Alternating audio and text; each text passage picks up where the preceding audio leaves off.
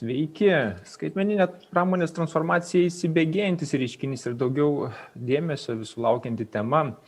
Ir nors būtinybė pasitelkti duomenis ir juos įdarbinti yra diskutuojama paskutinį dešimtmetį, tačiau vis dar diskutuojame ir dar vis turime ko pasidalinti įžvalgomis. Aš Vytautas Šiožinys, Energy Advice vadovas.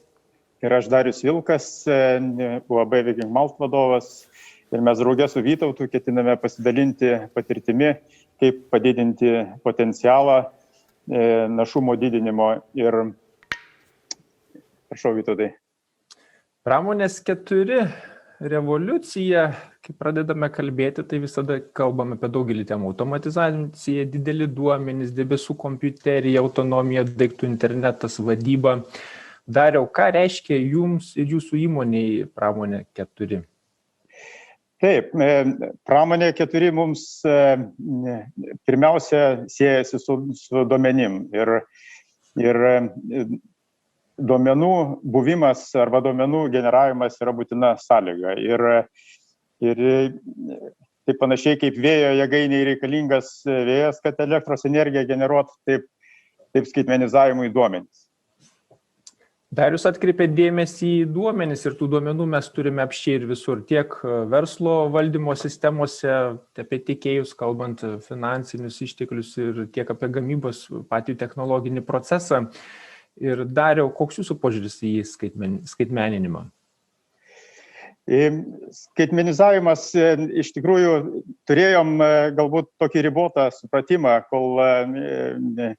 kol nepradėjom diegti praktikoje skaitmenizavimo, nes pradžioje galbūt manėm, kad verslo valdymo sistema arba gamybos įrengimų sistema valdymo yra pakankama ta sąlyga. Tačiau praktikoje, kada pradėjom naudoti skaitmenizavimą, supratom, kad iš tikrųjų yra labai svarbu daug giliau žvelgti į gamybos generuojamus duomenis ir analizuoti tuos duomenis, kurie leidžia valdyti daug saugiau procesą, kokybę taip pat ir šiai dienai suprantame, kad tai tikrai nėra vien tik tai verslo valdymo sistema. Taigi valdydami verslą mes sukaupėme aibę duomenų, tačiau vis tiek turime aklųjų dėmių ir tos aklosios dėmės, iš tikrųjų net ne visada ir žinome, kad tos aklosios dėmės egzistuoja. Pasitelkėme daugybę matavimo prietaisų, investicijos į tos matavimo prietaisus taip pat yra didelės ir dienos gale turime aibę duomenų, kur natūraliai kyla klausimas, ar mes tos duomenys apdorojame ir kokiu būdu apdorojame, ar tai yra automatinė duomenų analizė, ar tai yra viso labo rankinė duomenų analizė, kurioje dalyvauja žmogus, pradedant vadovų, įmonės, technologų, skyriaus vadovų, o dienos gale reikia operatoriui valdyti įrenginius, technologinį procesą.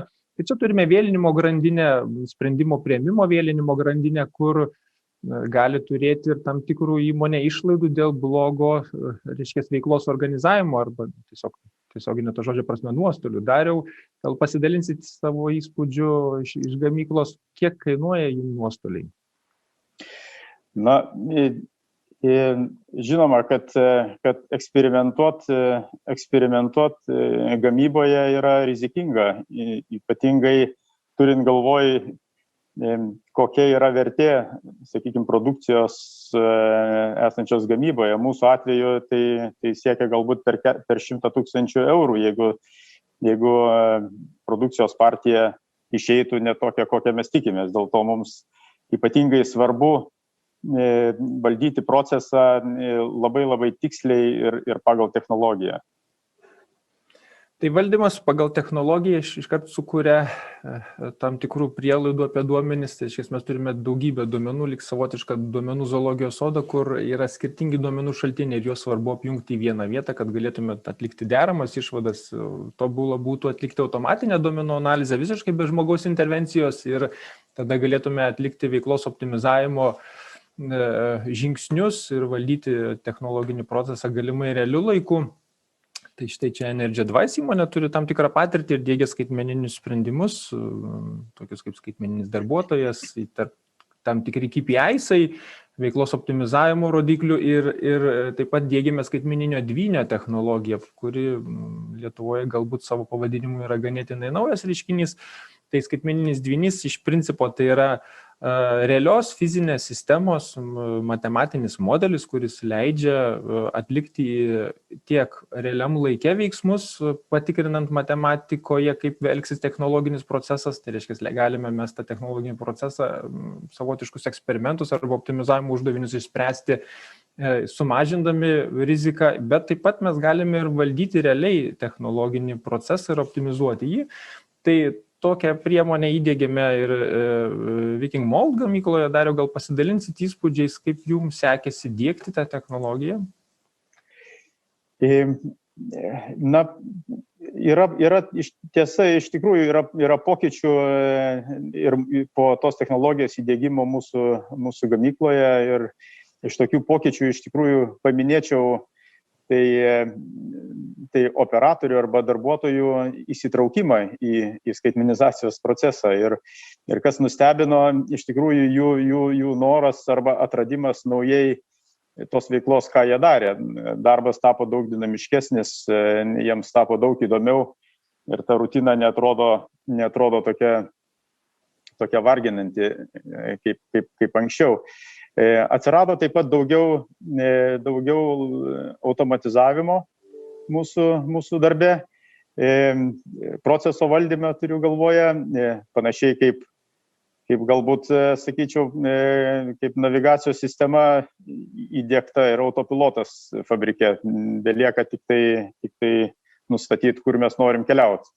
Bet aišku, iš tikrųjų tai yra analitinė sistema įdiegta ir matematinis modelis leidžia modeliuoti mums procesą ir valdyti kokybę. Ir aišku, turėčiau paminėti dar, kad labai ypatingai šiai dienai aktualią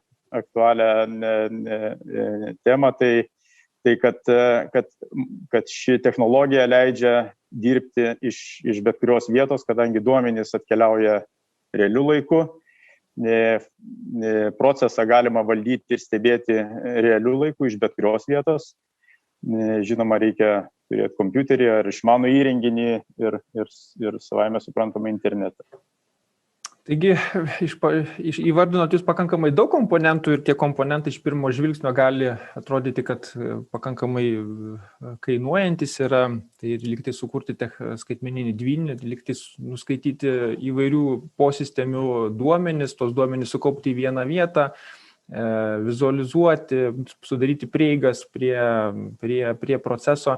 Tačiau iš kitos pusės verslui investuojant norisi sužinoti, o kokiagi yra grąža tos investicijos. Ir mūsų patirtis, Energy Advice patirtis irgi ką sako, kad tokie skaitmeninimo projektai, jie yra turintys prasmę, jeigu jų atsipirkimo laikas yra iki 1 metų.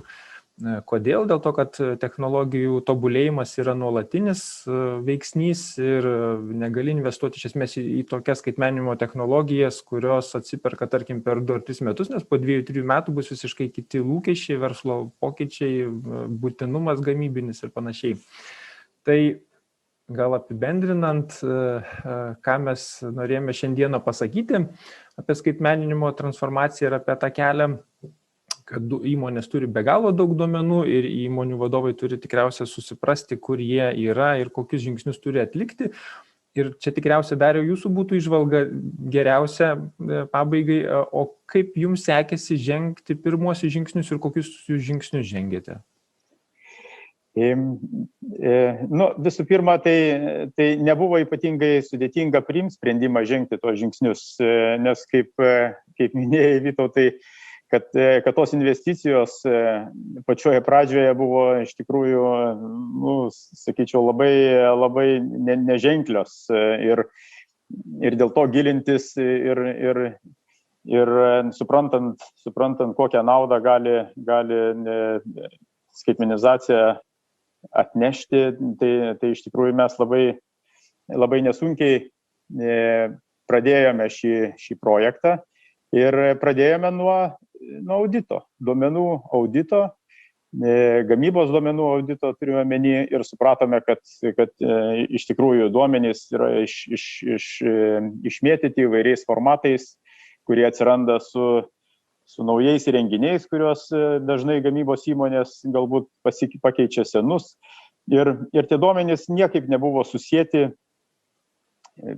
buvo, reiškia, skirtingi formatai, raportai, žodžiu, ir juos analizuoti buvo tiesiog labai sudėtinga. Tai auditas mums iš esmės atskleidė, kokių mums duomenų trūksta, kokius mes turim, kaip juos galima apjungti. Ir tada pradėjome, tiesą sakant, ieškoti sprendimų, kaip tą padaryti.